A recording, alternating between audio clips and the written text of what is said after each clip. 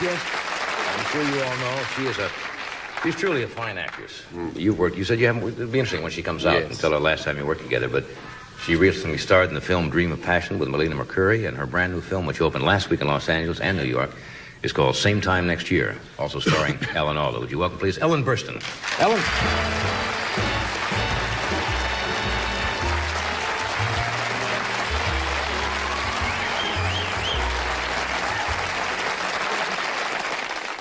She doesn't know, Doc.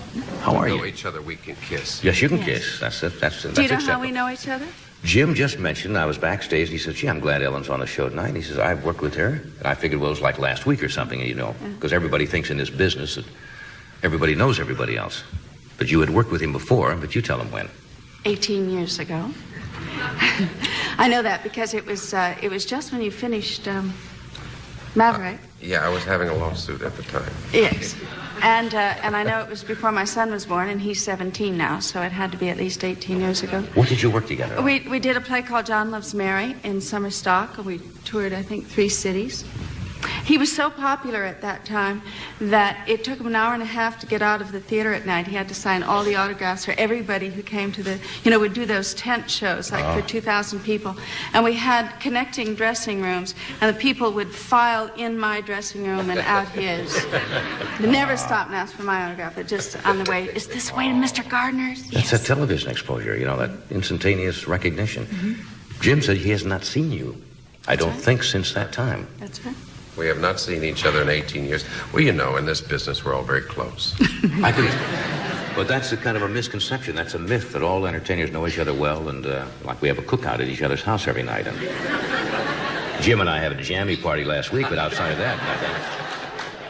Everywhere I go, when I meet people who aren't in the business and they assume that I know everybody in the business, what they want to know is, what's John and Carson really like? What are you going to say? Because we don't know each other well. That's right. We've met, but that's kind of a myth. Say, Same Time Next Year is a wonderful play. Thank you. And I read some great reviews on it. For the people who do not know, because we have a small film clip, you want to fill them in on what it's about? It's about a couple who meet at a resort initially. It's a couple who meet at a resort accidentally. She's on her way to a religious retreat, and he's out of town doing business. And they're both married, right? And they're both married and have families, and they meet and they have an affair that weekend. And they decide that they want to stay married, and they love their spouses, but they also care for each other, so they make a date to meet at the same place once a year. And so the picture covers 25 years, just their meeting each weekend. For 1 weekend each year. It's a great premise. Yeah. And you cover it in a series of what, about 5-year intervals or something like that? They're 4 or 5? 5-year intervals, yeah. And it's wonderful because it's sort of a history of America and what we've been through in the last 25 years. So, as I was doing it, I remembered all of the changes that I've gone through. Because you did it originally on Broadway. Yeah. And now you did the movie. Was it like, after you've been away from the part for a while, was it like coming back to something very familiar, or... Well, yes, except I had a new boyfriend. That's right. So, was Chuck Grodin in the... Chuck Grodin was the original George, and Alan Alda is in the film. And so it was like having a new love affair. Yeah, that is strange, because the character, when I saw it, would change, because you go through the Berkeley, the radical 60s, and you see the people's attitudes and changes, and it says a lot. Yeah. And it's kind of a fantasy, I suppose, for a lot of people to fantasize about something. Everybody can identify with that kind of a story. I don't know. Do you think you could get away with that? Once for a weekend, once a year?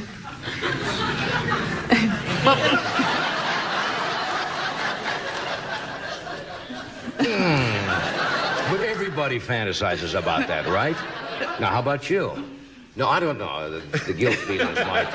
I'm sorry, I didn't make you stutter. No, you didn't make me stutter. What would you say? Just, in fantasy now, if you did make such an arrangement, what excuse would you give to your wife? Or you deny. Or you always deny. Uh-huh. Don't you remember the Italian, what was it, divorce, Italian style or something? Where the wife came in and he's in bed with a girl and denies it right there. Of course. And he turned it around and he accused her. He says, you're not supposed to be back until Friday. And she'd come back on a Thursday. And he turned it around and made her very guilty. He says, don't you trust me? You said you weren't coming back till Friday. And it was wonderful. He just kept denying, and there he was, right there. I don't think that would work, though. No. Can you relate to this kind of a fantasy? I must say that it seems to me that the institution of marriage in this country is built on the idea of fidelity, but it would be nice if we knew how much fidelity there really is, wouldn't it? Maybe it's better we don't. We're going to come back. We'll show you a film clip. I don't know which particular segment this is, but we'll find out. We'll do this first. Then I'm going to get your reaction to this, Jim. Sure. Sitting over there, Mr. Smart.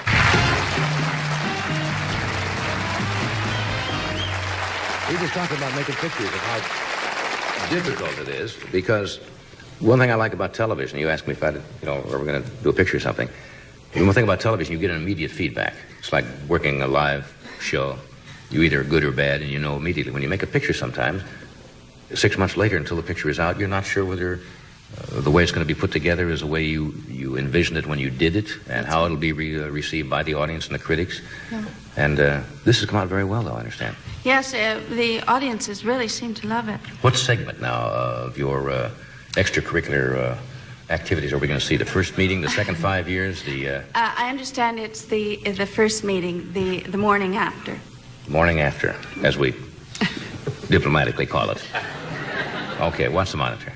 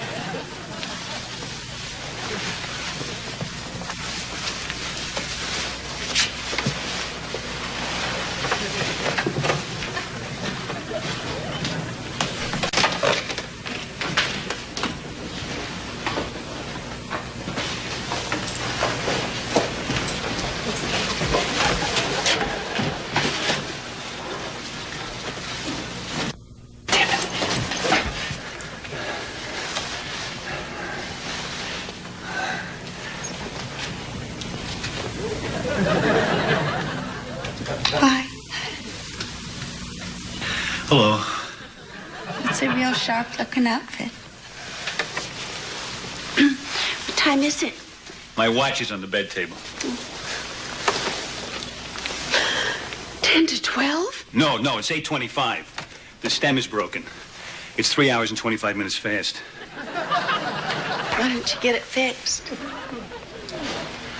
I was going to, but I got used to it. Doesn't it mix you up? No, I'm very quick with figures. Oh. Why are you looking at me like that? Why do you have to look so luminous?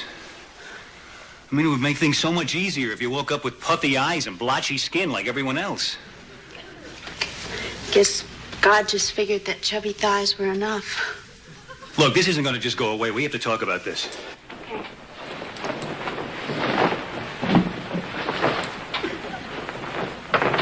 Where are you going? I want to brush my teeth.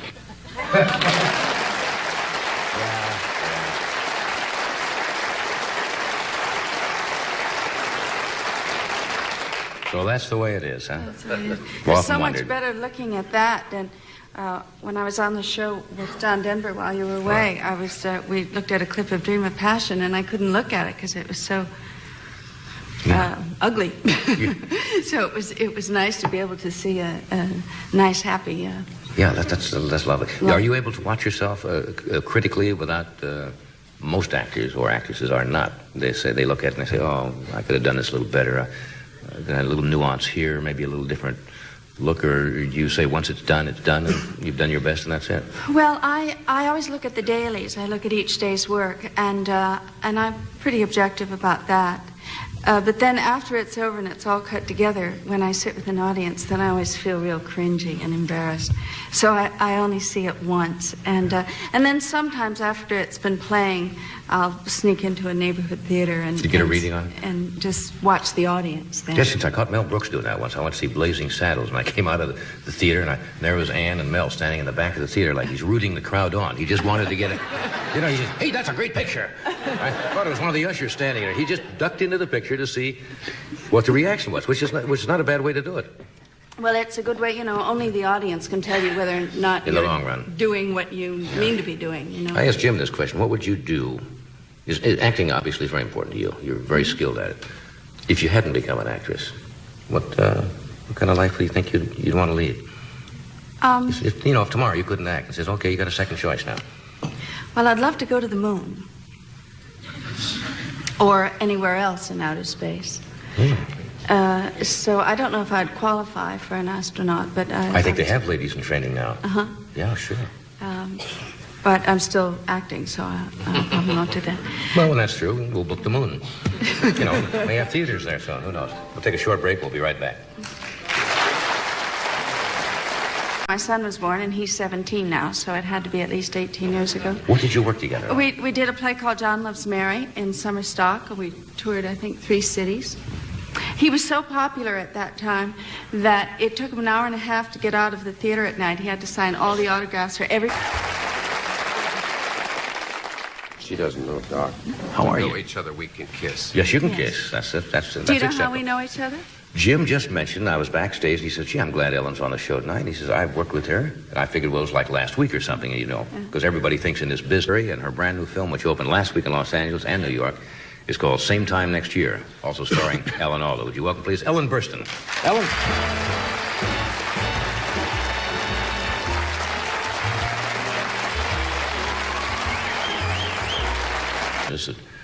Everybody knows everybody else. But you had worked with him before, but you tell him when. 18 years ago. I know that because it was just when you finished Maverick. Yeah, I was having a lawsuit at the time. Yes. And I know it was before my...